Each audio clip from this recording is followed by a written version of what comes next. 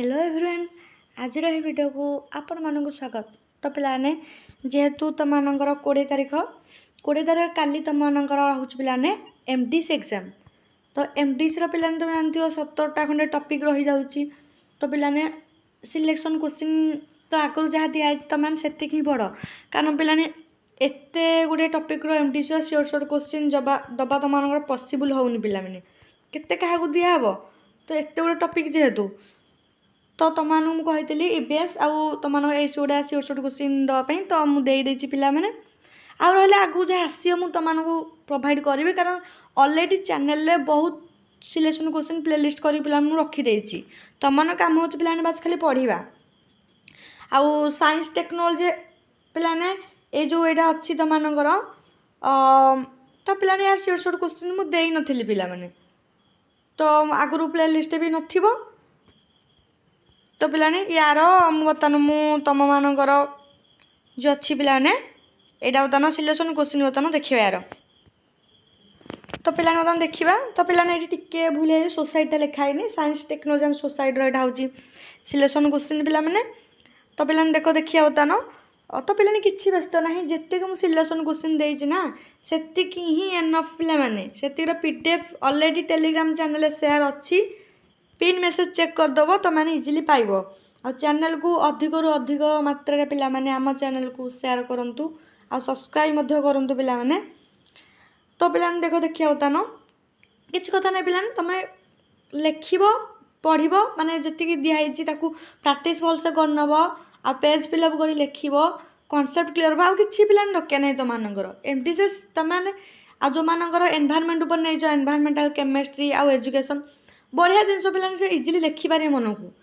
तो पाने देख explain the scientific revolution and the era of enlightenment and their impact on society. Then देखिए second रे define science and explain its basic tenets how is it different from common sense.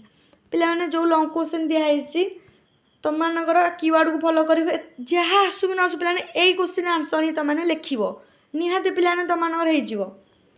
Discuss the basic features of technology and trace the history of technological development. 4 देखिए पिला माने explain the relationship between science technology and society with suitable examples. 5 number पिलाने what is e governance माने कौन discuss its role in modern society. 6 पिलाने explain the concept of surveillance society and its impact on privacy and freedom. 7 रे discuss the development of science in ancient, medieval and modern India. Next explain the concept of globalization and its impact on science and technology. पिलाने direct हो कि indirect हो ए question तुम मानकर निहाती आसीजिवो।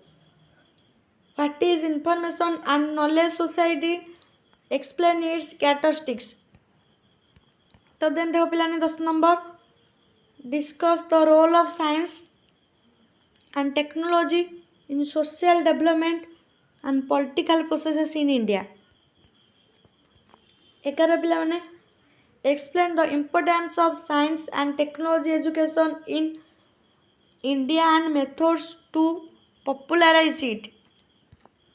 12 पिलाने discuss the role of major scientific and technological institution in India. 13 पिलाने what is privatization of scientific education discuss its advantages and disadvantages. पिलाने 14 नंबर देछि explain STEM education and discuss the challenges in student enrolment. 15 discuss India's science and technology policies and programs including the role of the Department of Science and Technology DST। पिला माने ए 15टा question तुम मानकर 5 और 8 mark cover हो एथरू तुम मानकर question 5 और 8 mark आसीजिवो। तो पिलाने 2 मार्क मु स्क्रॉल डाउन कर धीरे धीरे तुम मैंने देखिए लिखि नब। तो कारण वीडियो बहुत लंबा हो देख पिलाने देछि 2 मार्क क्वेश्चन 15टा क्वेश्चन धीरे स्क्रॉल डाउन कर तुम मानकर देखिले ही पिला माने हो बस ताको थरोली प्रैक्टिस करे अच्छी पिला कीवर्ड को फॉलो करे अच्छी।